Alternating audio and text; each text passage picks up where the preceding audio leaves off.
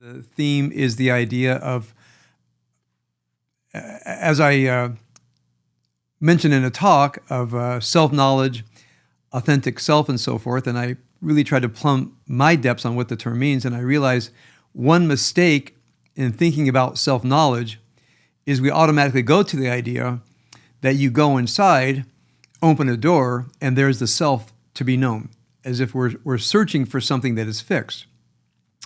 Even the authentic self, people talk about finding their authentic self, and I have as well.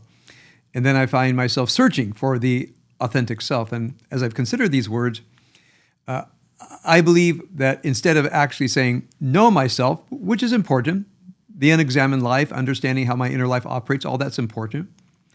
But at some level, the question is how myself knows the world. And here's where we come into a fundamental part of the human condition. We don't often realize it, but the unconscious ego self is supplying lenses and prisms all the time. And those lenses and prisms get between us and the world. So the first thing we have to do is do a lot of examination on the lenses and prisms by which we see the world. I sometimes quipped that sometimes a prism is a prison. And it takes a lot of work to look at your habits of heart, your habits of thought, your habits of speaking, your habits of how you see other people, and realize that the unconscious ego self has supplied a prism that locks you into a certain position. And this is where when one discovers the prism, then there's this mysterious will in the further reaches of what Assagioli calls the unconscious higher self, until we can become conscious of it. And it's a kind of a meditative enterprise where you make the lens by which you see the world something of an act of will. Hence Assagioli's book, The Act of Will. So last time I talked about two elements of a prism taken straight from the Kabbalah. The word chesed, which has a sense of love, but not just erotic love, but all kinds of deep other regard, wanting to benefit another person, wanting to love and be loved in many different situations. And the idea of beauty. And the idea of beauty is also a lens by which we see the world. So I wanted us to try this on, that when we take the idea of love your neighbor as yourself, or love the divine, whatever that means, and then you look at other people and you find yourself upset, frustrated, disappointed. Sometimes people feel attacked, devalued. We go into a fixed position, oftentimes a very unhealthy fixed position of either upset or defensiveness. And you imagine yourself that earlier that day, perhaps you've done the virtue practice, no 4 C's, no bad Jedi. And then you've done the deeper practice of managing ego states that I began my class on this week. And you start to realize you actually have some choice in the matter.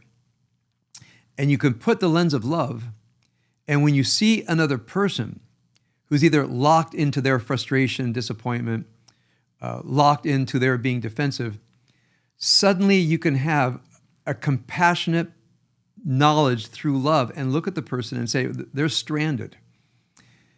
And just because they're stranded doesn't mean I have to be stranded. I want to see them with love.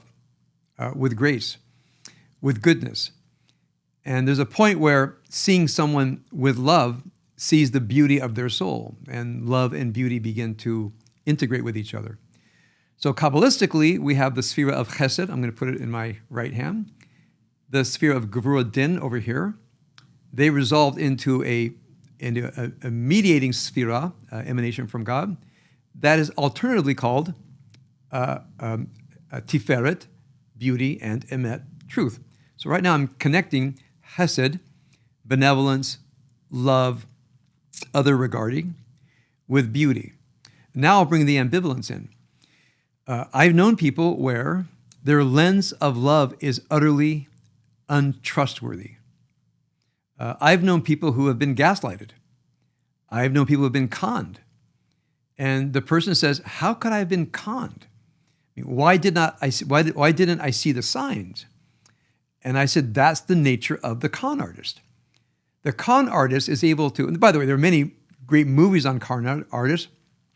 I watched a television series a few years ago, I think called The Imposters, where it was about a gang of con artists. It's actually a pretty interesting series. It ends up being rather thrilling. But when you're watching them pull the con, how the other person falls in love, either at a romantic level or non-romantic level. And the con tries to find the person whom they can mesmerize, and the person falls in love in either a romantic or non-romantic way. And the lens leaves them completely vulnerable to being gaslighted or conned. Now, I have to say, with some great distress, when I've counseled people and they're discussing the troubles in their marriage, and I see one person and I hear the story, I say, there's something does not make sense here. I think there's truth hovering here that might not be right. And there are cases where people live double lives. There are people where people have long-term extramarital affairs. There are cases where people hide money. And one person it is utterly incomprehensible to them that people whom they love do these things. And I say, I want you to forgive me because I could be terribly wrong and I don't want to upset your relationship. But if what you're saying is true, things don't add up. So if you don't mind, I'd like you to try a couple of thought experiments to see what's going on. And it really breaks my heart to see when a person comes and says, I've been gaslighted. This other person is actually in collusion with other people in my family. I mean, it's not a gang of con artists. It's actually being ganged up by your family that has a stake in you seeing reality from a certain way. It's very distressing when people see this. And people say, what do? I feel I've been bamboozled. I said, well, the first thing is to admit this very, very difficult truth that the lens of love can sometimes be an extremely misleading lens. It feels positive. I mean, the word love sounds so positive, except love can be one of the devices of the Yetzer Hara, meaning have us not see the world. I mean, the parsha is a good example. When we take the Torah portion as literature, the Torah portion makes it very clear they had enough food and water. They had enough. But their lens is, I don't have enough. The narrative says it's sufficient. The lens is it's insufficient, which sometimes means I'm insufficient. And people who experience a constant sense of insufficiency sometimes feel guilt and shame, and other times feel that the world is insufficient. And sometimes when you just try to gather the data, you find out the person is just regular struggling, not particularly insufficient, just insufficient on the normal human condition level, but they've convinced themselves that they are unusually insufficient. This is the problem with shame and guilt, etc. And other people see other people through the lens of insufficient, saying, you're not enough. You're not okay. I'm okay. You're not okay. And sometimes when I counsel, you've all heard this, where I will hear something going back and forth, and I would say, if you'll forgive me, this sounds like I'm okay, you're not okay. They say, no, that's not at all what I mean to say. And they repeat the I'm okay, they're not okay. I said, just do me a favor and just meditate on what I'm hearing. What you're saying is, I'm okay, you're not okay. And add up everything you're saying, because I'm adding up everything you're saying, drawing a line, and it says, I'm okay. And I add up everything you say about the other person, they're not okay. And I show them my math. People are very resistant because God forbid, they should be walking around thinking, I'm okay, you're not okay. It exposes them. I said, well, then do the math for me. Because what I'm hearing is, I'm okay, you're not okay. And I'm happy to redo my math, but I got to be honest with what I'm hearing. And sometimes people think and consider, you're right. What I've shared with you adds up to, I'm okay, they're not okay, or I'm not okay, but they're really not okay. Or my unokayness is at a much higher level than their not being okay. And sometimes when you just listen to a verbal transaction and try to boil it down to, I'm okay, you're not okay, it reveals something to people about themselves. And they say, I thought I was just being connected to reality, and what I'm connected to is my judgmentalism. And the other person sometimes says, I'm so not okay. I am the source of the problems, which means they buy into the other person. I say, actually, you're actually not that not okay. You're just regular not okay. But what has happened is the verbal transaction, meaning the prism by which they see themselves. Eric Berne came up with the term ego state, which is a lovely term. The ego state supplies a prism, and one person thinks that they're being just and fair and seeing the world as it is, when it's actually just judgmentalism. A person might believe they're coming at the world with love and not able to see people who trick, gaslight, and bamboozle because they want to come at the world with love. And this is a very, very deep problem. So I want to counterbalance from last week and say that sometimes beauty, what we experience as beauty, can hide an awful reality, but we just don't want to see it. There are people who actually want to see life as beautiful, and there's something not beautiful. There's something really wrong with the situation. Other people want to see people with love, and these people actually don't deserve that much love. So what is the antidote to all this? And here's where the idea of not resolving ambivalence is so important. In fact, I had a conversation recently with someone who, people are really pretty late on the draw. I just heard you were Leonard Cohen's rabbi. I said, yes, he's a lovely man, and I'm his rabbi and his dear friends. So what's the question? They said, well, Leonard Cohen had these very opposite sides, and they said, how did he reconcile them? And I take a deep breath and I say, I want to say, God forbid he would reconcile them. Then where would the poetry come from? I mean, if you read the lyrics of his most famous song, Hallelujah, it is, by the way, not a song to sing at weddings. It's about treachery. It's about killers. It's about infidelity. It's about the ruptures of love. And, sometimes I'll hear a person singing this from the bottom of their heart at a wedding. I say, no, pick a different song. So read the lyrics to Hallelujah. By the way, it's well known that we have no canonized lyrics to Hallelujah because he kept writing stanzas, and there's a few different versions out there. But okay, pick one. And you realize this, perhaps his greatest song, is misunderstood because it's profoundly, continuously ambivalent. It sets us up one way and then takes the rug out from under us, and it delivers what I sometimes call a serrated knife blade. And then it builds up and takes it down, and it moves through these opposites with never resolving it. Now, what's the greatest Jewish text of extended ambivalence? Life is good, life is horrible. Enjoy life, hate life. Life is filled with meaning, life has no meaning, is the book of Ecclesiastes, Kohelet. Now, we read this every Sukkot, and this is a great example of the Jewish tradition putting ambivalence into a holiday. Now, there is a little bit of logic behind it, but once the different holidays were assigned a Megillah, I'll just share with you, I think, the brilliance of the rabbis producing and imposing ambivalence into a holiday. So what's our most halachic holiday, the holiday that has more law than any other holiday? Passover. What book do we read during Passover? Song of Songs, that has no law, no sense of covenant. All the great themes of biblical Judaism are absent in the Song of Songs. So here you are, immersed in the most halachic, legal-driven holiday, and you read the Song of Songs. There's no mention of any law, just passion and love. Then we come to the idea of Torah and the people of Israel, and God creates Israel through Torah. And then we have someone that says, oh, can I join in? I mean, I don't think I was at Mount Sinai, but I'd like to become part of this. So well, wait a minute. Are we a community of faith that comes from down Mount Sinai?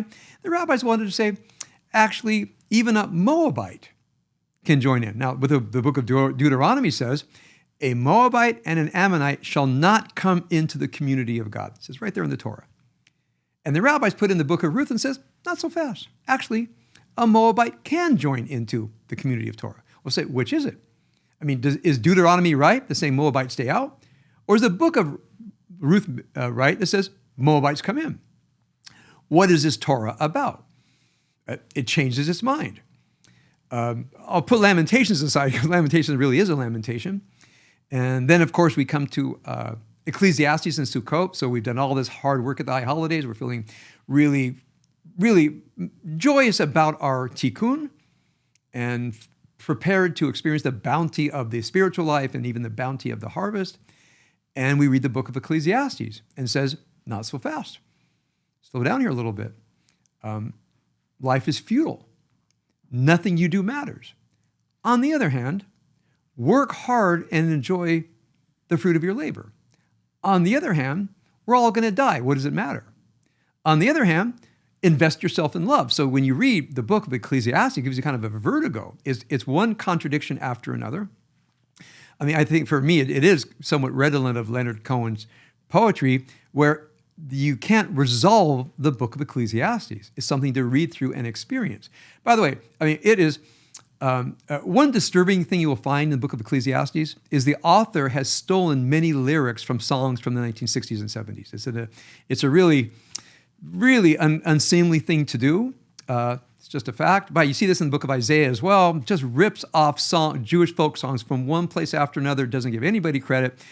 It's okay, I'll forgive him for that.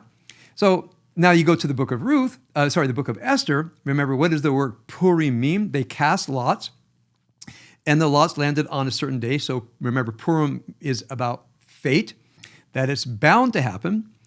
And then randomness. I wrote a playful article on this many years ago. I think it's up on my Jewish Journal website.